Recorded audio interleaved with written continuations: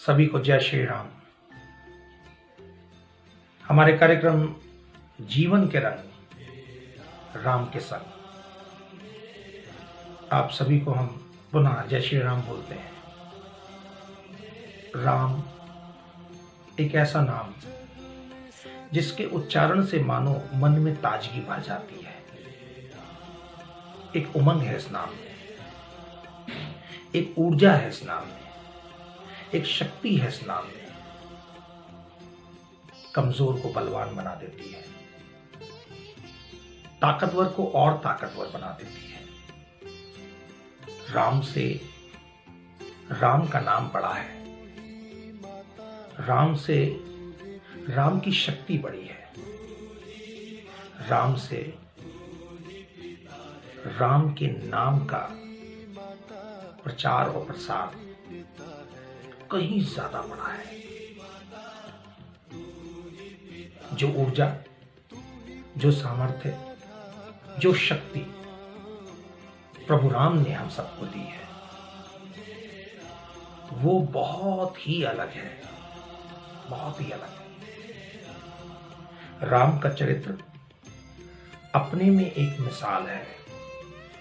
राम के चरित्र से हम बहुत कुछ सीख सकते हैं, बहुत कुछ पा सकते हैं।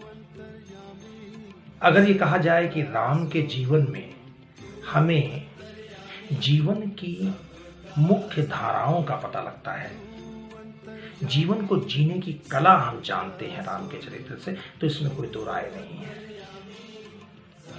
हिंदू माइथोलॉजी में हम लॉर्ड कृष्णा की बात करते हैं, लॉर्ड रामा की बात करते हैं। बहुत सारे माइथोलॉजिकल कैरेक्टर्स हैं जिनके बारे में हम स्मरण करते हैं, उनको याद करते हैं, उनकी पूजा करते हैं, उनको नमन करते हैं, उनके आगे शीश झुकाते हैं। हमारे भगवान हैं वो। लेकिन जब हम बात करते हैं राम के चरित्र की, तो ये वो चरित्र है जिसमें चमत्कार कहीं नहीं है। साथियों, अगर आप देखें राम की कहानी को, तो राम के जीवन में शुरू से लेकर आखिर तक, जब तक वो अपना ये जीवन जीने के बाद, अपना ये अवतार पूर्ण करने के बाद चले गए अपने पहले के रूप में, आ गए विष्णु भगवान के रूप में, तब तक जो उन्होंने यात्रा की उसमें कहीं भी एक भी चमत्कार हमें देखने को नहीं मिला। राम ने अपना पूर्ण जीवन एक साधारण मनुष्य की भांति जिया, एक साधारण मनुष्य की तरह जीवन काल को गुजारा, जीवन काल को पूरा किया। राम का चरित्र हम सभी के लिए एक आदर्श चरित्र है। राम के इस जीवन से हम बहुत सारे लाइफ स्किल्स को सीख सकते हैं, जिंदगी जीने के ढंग को सीख सकते हैं। बहुत सारी बातें हैं जो राम के चरित्र से संबंधित हैं, जो मैं आपसे शेयर करना चाहता हूं, आपको बताना चाहता हूं। इसमें से कुछ प्रसंग ऐसे हैं जो रामचरितमानस और रामायण में दिए हुए हैं, उनका जिक्र मैं यहां पर करूंगा। राम जी, आप सभी को मालूम है, क्षत्रिय थे। और आप देखिए, क्षत्रिय का काम होता है शस्त्र उठाना। शस्त्र उठाकर आप आज के युग में देखें, जो क्षत्रिय हैं वो वेपन्स के साथ लड़ते हैं, शास्त्रों के साथ नहीं लड़ते, बल्कि शस्त्रों के साथ लड़ते हैं। शस्त्रों को यूज करके, यानी कि कुल मिला के कहा जाए तो वायलेंस वाला जो पार्ट है वो कहीं ना कहीं नजर आता है। क्षत्रिय होने के बाद भी राम पूरी रामायण में कहीं भी वायलेंस के पक्ष में नहीं रहे हैं, हिंसा के पक्ष में नहीं रहे हैं। एक क्षत्रिय होकर। ये बड़ी अद्भुत बात है। राम जब बड़े होते हैं, दशरथ जी जो उनके पिता हैं, वो उन्हें धनुर्विद्या सिखाने के लिए गुरु को सौंपते हैं। और देखिए कितनी अच्छी बात है कि शिक्षा लेने के लिए राजमहल के अंदर गुरु नहीं आता। राम अपने भाई के साथ राजमहल छोड़ करके बाहर जाते हैं, आश्रम में जाते हैं, गुरु के आश्रम में जाकर के वहां शिक्षा ग्रहण करते हैं। ये बहुत इंपॉर्टेंट बात है। आज का विद्यार्थी गुरु को किस निगाह से देखता है? आज हर विद्यार्थी चाहता है कि उसके पास सारी फैसिलिटीज उसके घर में आ जाए, सब कुछ घर में मिल जाए उसे, मास्टर साहब घर में आ जाए, गुरु जी घर में आ जाए।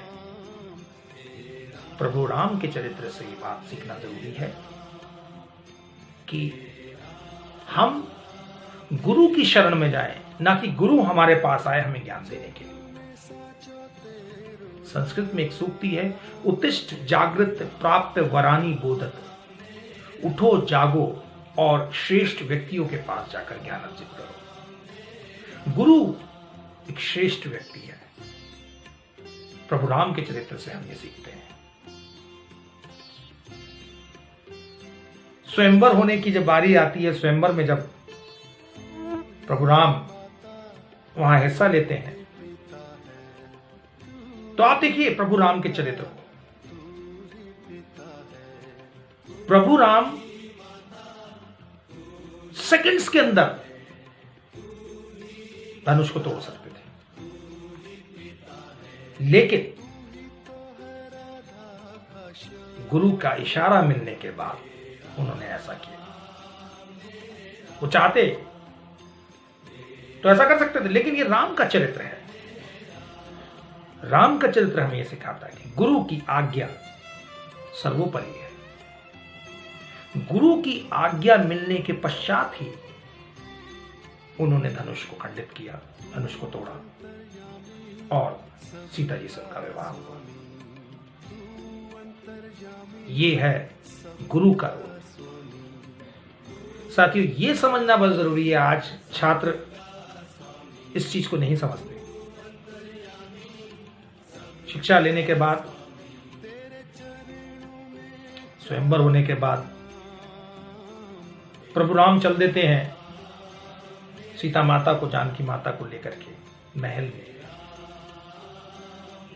और फिर आपको पता हुआ क्या होता है, वनवास। प्राण जाए पर वचन न जाए, ये जो परंपरा है, प्राण चला जाए लेकिन वचन पूर्ण होना चाहिए, वचन निभाने के लिए होता है। दशरथ जी का, पिताजी का दिया हुआ वचन प्रभु राम ने निभाया। एक कर्तव्यनिष्ठ पुत्र का दायित्व जो होता है उसको प्रभु राम ने पूर्ण किया। पिताजी की जो बात थी उसको माना, और एक सेकंड के लिए भी प्रभु राम ने काउंटर नहीं किया। देखिए आज क्या होता है, काउंटर करते हैं लोग, रिएक्शन देते हैं अलग अलग तरीके के। पिताजी ने कुछ कह दिया, बच्चा एग्रेसिव हो गया। इतना बड़ा डिसीजन, इतनी बड़ी बात, ये एक दिन के लिए घर छोड़ना नहीं था, ये 14 साल का वनवास था। 14 साल का वनवास, और प्रभु राम ने एक सेकंड नहीं लगाया और कहा कि मैं जा रहा हूं, तैयार हो गया जाने के लिए। और उसके बाद देखिए क्या होता है। प्रभु राम मन में सोच रहे हैं माता कौशल्या दुख में होंगी, विचलित होंगी कि मेरा पुत्र मुझे छोड़ करके जा रहा है, 14 वर्ष के लिए मुझसे दूर हो रहा है। उन्हें बड़ी पीड़ा होगी। प्रभु राम सोचते हैं क्या करूं? पिताजी ने जो बात कही है उसको फॉलो करना है, उसका अनुसरण करना है और माता जी को सिर्फ ढांढस ही मानना है और कुछ किया नहीं जा सकता, क्योंकि पिताजी के वचन को निभाना है। प्रभु राम सोचते हैं क्या कहूं, क्या बोलूं, कैसे अपनी माता जी को फेस करूं। माता कौशल्या पर एक गहरा सदमा सा था। प्रभु राम माता के पास पहुंचते हैं और कहते हैं, मां क्यों व्यथित होती हो, क्यों परेशान होती हो? पिताजी ने मुझे जंगल का राजा बना दिया। देखिए पॉजिटिविटी, एक ऐसा जीवन मिलने वाला है जो कष्ट से भरा हुआ होगा। वनवास 14 वर्ष का, और राम जी बोलते हैं कि पिताजी ने मुझे जंगल का राजा बना दिया। क्या ये सकारात्मक सोच आज हम में है? क्या ये सकारात्मक रवैया हमारे अंदर है? इस सकारात्मक रवैये की जरूरत है, इस सकारात्मक सोच की जरूरत है, और ये हमें अपने अंदर लानी पड़ेगी। राम वन में चल देते हैं। सोच के देखिए, आज जरा सी परेशानी आ जाती है तो लोग विचलित हो जाते हैं, जरा सी परेशानी आने पर सुसाइड कर लेते हैं। हिम्मत नहीं है, दुखों का सामना करना नहीं आता है। प्रभु राम के पूरे काल में आप अगर देखें, शुरू से लेकर आखिर तक कष्ट ही कष्ट भरे हैं। एक मानव का जीवन उन्होंने जिया और यह संदेश दिया है कि जीवन दुखों से भरा है, और अगर आपको जीवन को सही से जीना है तो दुख में से सुख को निकालना पड़ेगा। अगर आप दुख में से सुख को निकाल पाएंगे तो आप सही मायने में प्रभु राम के भक्त हैं। प्रभु राम के चरित्र से, उनके जीवन से हमें शिक्षा मिलती है। जब उन्होंने इतना समय कष्ट में गुजारा तो हम कैसे इस बात को कह सकते हैं कि अरे हमारे पास तो परेशानियां ही परेशानियां हैं, परेशानियां ही परेशानियां हैं, परेशानियां ही परेशानियां हैं। किस प्रकार की परेशानियां हैं? हमारे भगवान का जीवन कैसा रहा, ये हमें देखना चाहिए, ये समझना चाहिए और उससे हमें प्रेरणा लेनी चाहिए।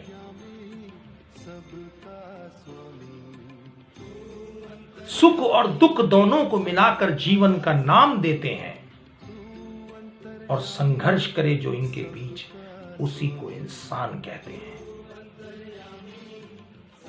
ये जीवन चक्र है, सुख और दुख दोनों ही इसमें शामिल हैं। दुख में सीख होती है, दुख में एक शक्ति मिलती है, दुख में सामर्थ्य बढ़ता है। दुख में हिम्मत जागती है। प्रभु राम का चरित्र हमें यह सिखाता है। वन में चलते हैं और वन में जिन जिन से प्रभु राम मिले हैं, आप देखिए, कोई चमत्कार नहीं, कोई वैभव नहीं, कोई वेल्थ नहीं। किन लोगों को उन्होंने अपनी टीम में शामिल किया? वंचित लोगों को। वो धनी लोग नहीं थे, केवट धनी नहीं था, ये सब वंचित लोग थे। सुग्रीव वंचित लोगों को अपनी टीम में रखा। कमाल के manager. Ram as a manager यहां हमें दिखाई देते हैं कि उन्होंने अनस्किल्ड को स्किल्ड बनाया। उन्होंने उन लोगों को रखा टीम में जिनको आज के युग में लोग डिस्कार्ड कर देते हैं। आज रिजर्वेशन की बात हो रही है, राम की भूमि में रिजर्वेशन की बात हो रही है, एससी एसटी की बात हो रही है।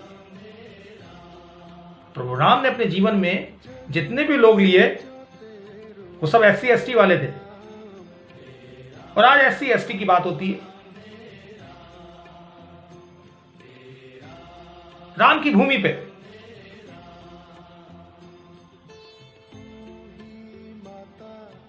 ये बड़ा पेनिंग है, चिंतन करने की जरूरत है। साथियों, प्रभु राम का चरित्र एक एक भारतीय के लिए इंपॉर्टेंट है। प्रभु राम का चरित्र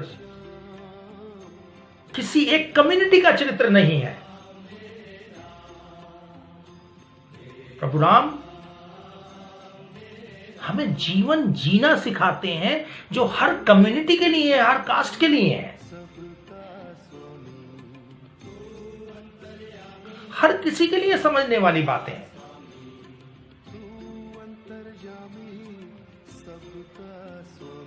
आप देखें पूरी यात्रा, जो वंचित हैं वो उनकी टीम में है, और उस टीम के साथ उन्होंने ये लड़ाई लड़ी, इस लड़ाई को लड़ा। पूरे रामायण में आप ये देखते हैं कि राम के चरित्र ने हमें ये सिखाया है कि चेहरे पे मुस्कुराहट होनी चाहिए, चाहे कितना भी दर्द हो। एंगर मैनेजमेंट की मिसाल है प्रभु राम। केवल एक जगह पे उन्हें गुस्सा आया था, जब राम सेतु का निर्माण होना था, और राम सेतु के निर्माण के लिए जब समुद्र ने उन्हें आज्ञा नहीं दी, समुद्र ने समुद्र से प्रार्थना की, समुद्र को उन्होंने कहा, आह्वान किया कि वो रास्ता दे जिससे कि उस पर पुल बनाया जा सके, राम सेतु बनाया जा सके। और जब समुद्र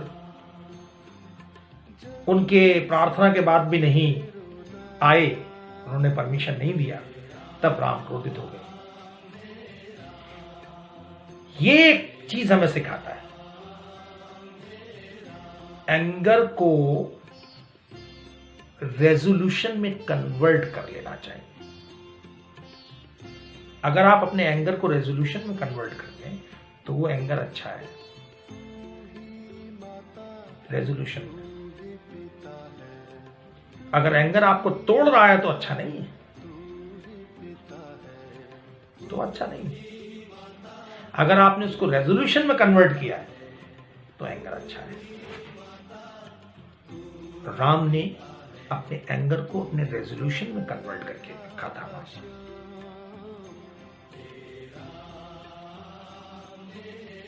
पत्नी के लिए पति का धर्म होता है उसकी रक्षा, और पत्नी के लिए इतना बड़ा युद्ध प्रभु राम ने लड़ा। ये सोचने वाली बात है। और आज के युग में क्या हो रहा है हम सब भली भांति जानते हैं।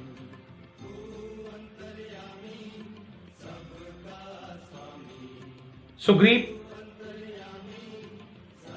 बाली का अंत किया।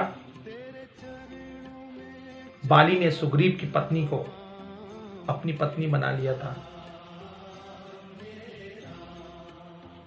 अक्सर लोग ये सवाल पूछते हैं कि प्रभु राम ने बाली का अंत जो है वो गलत तरीके से किया। बिल्कुल नहीं किया गलत तरीके से, ये गलत तरीके से नहीं किया गया था। यदि बड़ा भाई छोटी भाई की बीवी से शादी कर ले तो इससे बड़ा कोई अपराध नहीं, इसके लिए कोई क्षमा नहीं, कोई क्षमा नहीं।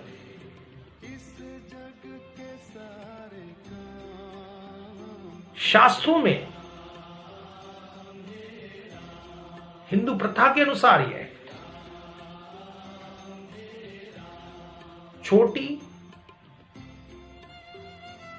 छोटे भाई की जो मिसेज है, उसकी पत्नी है,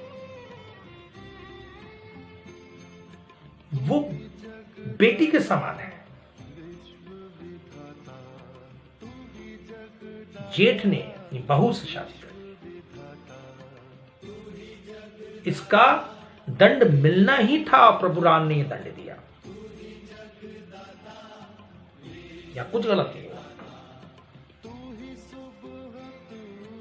अब लोग ये भी कहते हैं कि प्रभु राम ने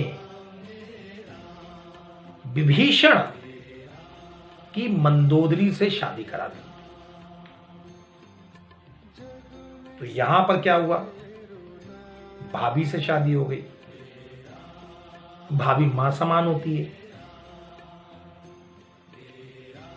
यहां पे परंपराओं का सम्मान किया गया है। एक कम्युनिटी बाली और सुग्रीव वाली कम्युनिटी है, बानर सेना या बानर कम्युनिटी है। दूसरी तरफ राक्षसों की कम्युनिटी है।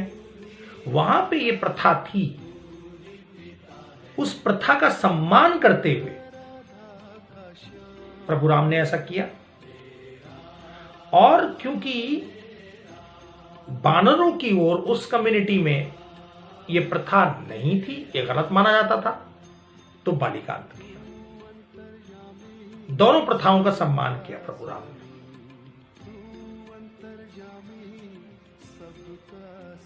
युद्ध लड़ने के लिए जब जा रहे थे तो प्रभु राम ने रावण को उसका अंत करने से पहले अंगद को दूत बनाकर भेजा, रावण को समझाने के लिए, नेगोशिएट करने के लिए। लेकिन रावण नहीं माना।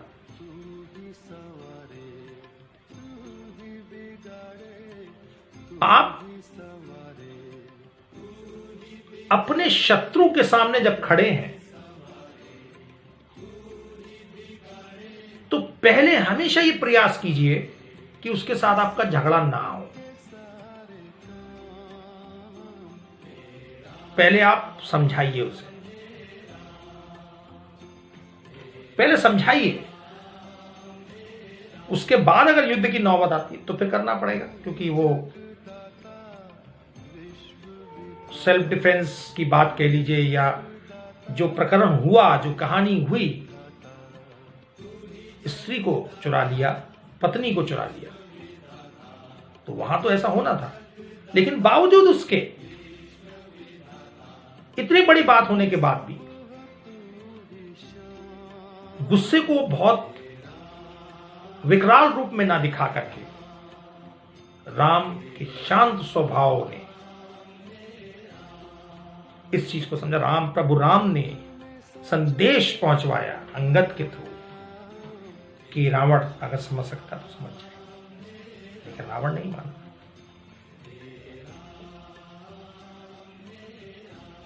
रावण का अंत हुआ, और रावण का जब अंत हुआ,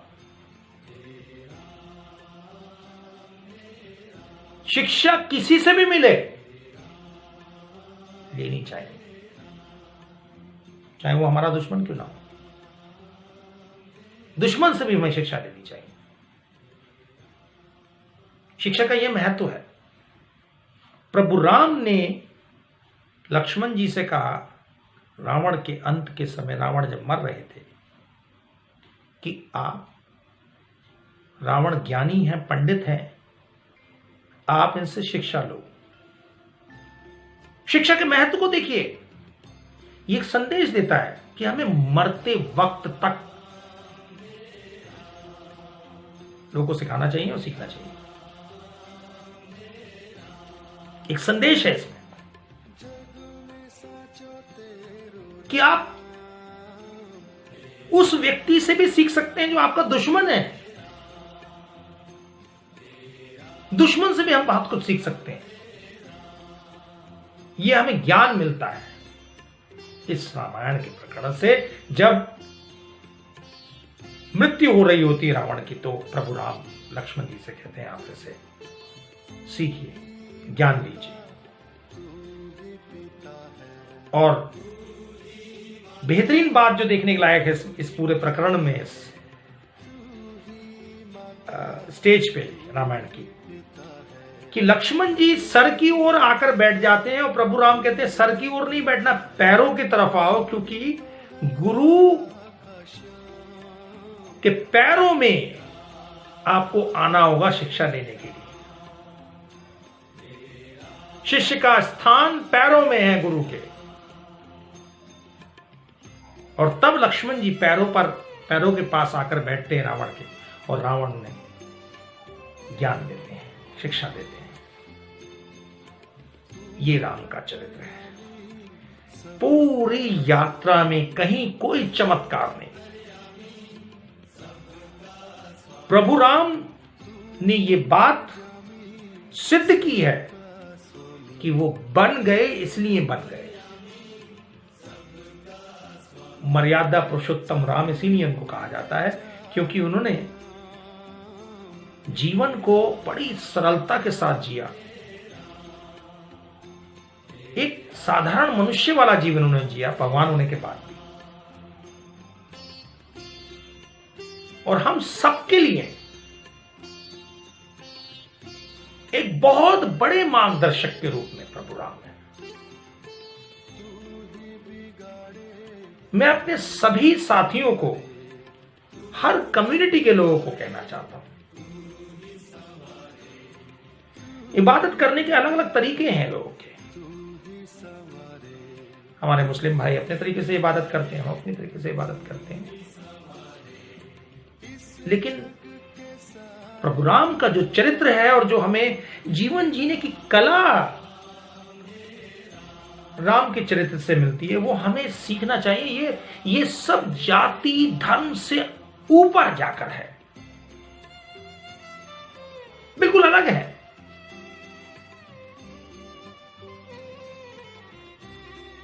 जीवन के रंग राम के संग, ये महत्वपूर्ण बात है राम के चरित्र में। मुझे उम्मीद है कि हमारा ये कार्यक्रम, ये अंक, जीवन के रंग राम के संग, आपको बहुत पसंद आया होगा। पता नहीं बहुत पसंद आया होगा या पसंद आया होगा, लेकिन यहां पर मैं सिर्फ ये कहना चाहता हूं, जो भी मैंने आपको बताया है वो मैंने नहीं बताया है, मैंने कुछ भी नहीं बताया। ये सब प्रभु राम का है। प्रभु राम की बोली, प्रभु राम का संदेश, प्रभु राम ने जो मुझे सोचने के लिए मजबूर किया है वो मैंने आपके सामने रखा है। तो ये सब प्रभु की इच्छा से हो रहा है, भगवान राम की इच्छा से हो रहा है। भगवान राम के वचनों को, उनके जीवन को रखने का एक मौका मुझे प्रभु राम ने ही दिया है कि मैं आप लोगों के बीच आऊं और प्रभु राम के चरित्र को आपके सामने रखूं। आपको इस कार्यक्रम से कुछ भी अगर सीखने को मिलता है, कुछ भी परिवर्तन आता है, तो बहुत ही अच्छा होगा। हम उस देश में रहते हैं जिस देश का गौरव, जिस देश के भगवान, जिस देश की आत्मा राम में है। जय श्री राम।